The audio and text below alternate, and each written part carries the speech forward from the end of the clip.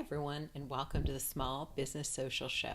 My name is Jill, and I'm your host. And today we're going to be talking about 3 things that people do on Instagram that are killing their business, and also what you should do instead. So make sure you stay tuned to the very end. And if you haven't already done so, please subscribe to this channel because every week I'll be sharing information that will help you to both market and grow your small business, your personal brand, or your practice.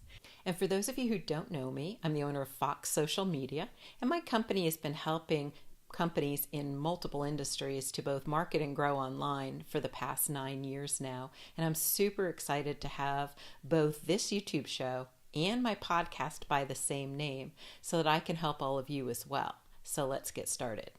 Now, if you're doing one of these things on Instagram, it would be a good time to stop. But that being said, don't feel bad because, a lot of this is trial and error and the networks change all of the time. So I'm sure a lot of you have gotten a notification on Instagram only to click over and see that this comment that someone left was actually just an emoji or a star or a smiley face or the little fire burst or something completely meaningless and irrelevant. And if you're like me, it's almost a little bit annoying because it's a waste of your time. If this is a business posting, things like this, or a business that comments saying, this is great, check out our company, or, they make a random comment about, we're having a sale today, or you should see my page, anything like that, I'm actually going to purposely not use that business because that's telling me, one, they don't know what they're doing, and 2, they're unethical. And I don't trust this business strictly from that small example I got from them on Instagram. And the other thing that kind of goes hand in hand with this is direct messaging. Now, what you don't want to do is send somebody a paragraph long sales pitch when they first follow you. You can't go from step 1 to step 9. You have to go from step 1, 2, 3, 4, etc. And it takes 7 to 9 touches before someone is going to go from being completely unaware of you to buying your product or your service. And you can't skip these steps. There aren't shortcuts. There's not shortcuts in life or business or marketing. So you kind of got to go through all of the steps. The other thing you got to be careful of is using bots to comment for you because everybody can tell it's a bot. The comments are all the same. They are probably 80 to 90% of the time completely irrelevant to the post, making you look kind of just like you don't know what you're doing. To touch on the direct messaging portion of this, don't use a bot or an auto message responder on there either. So let me give you a couple examples of what can happen when you do that. So my dad is actually 83 years old and he is a blogger and he's an entrepreneur.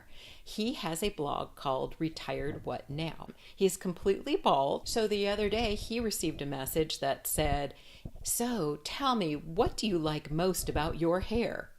And he couldn't resist. He had to write back, I don't have any hair. So it was kind of funny. It was a little embarrassing for the person on the other end. They had to come back with a comment and cover up the mistake. So the other one he got was a request to enter a modeling search in Tampa. So these are all kind of funny. I mean, he and I get a huge kick out of these, but how embarrassing for the company or business on the other end. The other thing I want you to know is that just because you put a heart comment on someone's post there's no incentive for them to follow you back. The only people that will follow you back are the follow people who just want to see their numbers go up. And the truth is, the numbers don't matter. What matters is that you have followers who care about your content.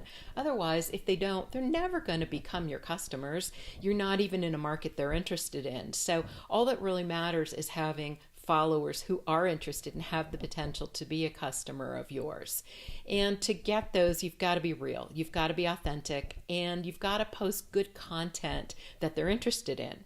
And as far as commenting, you're better off doing maybe 5 or 10 comments a day on posts that really are interesting to you and have something to do with your business. I manage quite a few Instagram accounts through Fox Social Media, my company, and I see so much garbage that when I see a real thoughtful comment, I am so impressed by that person. They actually took the time and have the brains to put that appropriate comment there, and it makes them look really good in my eyes. And I'm someone who's experienced with this, so imagine how you're going to make a person on the other end feel when you're leaving thoughtful, useful, helpful comments on their posts.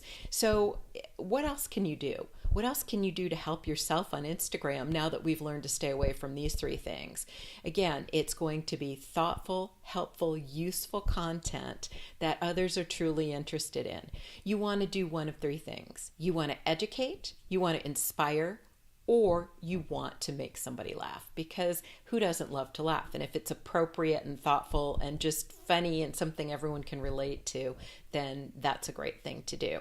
The other thing is not to worry about attempting to reach everyone in the world, because you can't and you don't need to. You only need to talk to and speak to, through your posts, those people who are your ideal customers and clients. Those are the only ones you need to really be communicating with. One more thing I want to talk about today that's really important, and that's hashtags. And I think most of us have been taught, hey, Instagram allows up to 30 hashtags, so what the heck, let's use them all. Well, guess what? Now we're finding out that too many hashtags, or hashtags placed in the comments section underneath your post, or very non-specific hashtags, can actually be hurting both your chances of being seen and your engagement. So now that this new information is coming out, what are our best practices pertaining to hashtags on Instagram? There are 3 things. Number 1, make sure that your hashtags are all in the caption. Don't put them in the comments. They need to be in the caption of the post, preferably at the very bottom, because they don't need to be physically seen. We just need the algorithm to be able to read them. Number 2, do not use more than 5 to 10 hashtags. Number 3 is going to be to use hashtags that are very specific to your content.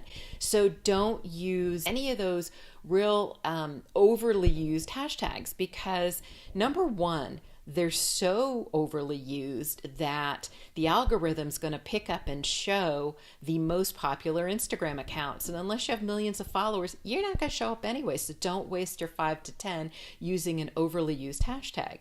Use something that's a lot more specific to your content and a lot less generic and overused on Instagram. You're going to fall into a smaller category. And guess what? That's great, because that means more people are going to actually see your post than if you're using the other hashtags that are so crazy popular that you're going to just get lost in that whole shuffle.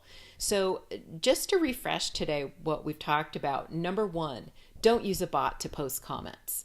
Number 2, don't DM people a sales pitch the first time that you meet them or the first time that you connect with them on Instagram.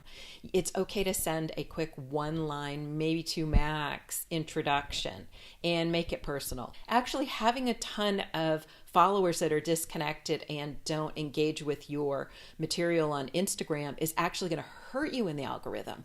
Then it becomes less likely you ever get shown, because you're sending Instagram a message saying, my content's not interesting enough to show to anyone.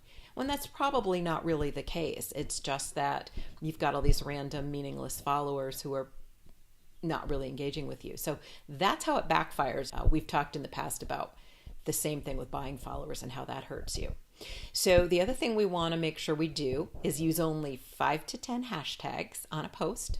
Make sure they're in the body of the post and not in the comments, and make sure they are very specific to what your post is about. And I hope that all of this is really helpful to you and that I've explained it well. So if you have any questions at all, please feel free to leave them in the comments below. And again, if you haven't already subscribed to this channel, make sure you do so, because every week I'll be posting information that's going to help you to market and grow your small business, your practice, or your personal brand. Thank you so much for joining me today, and I will see you next week.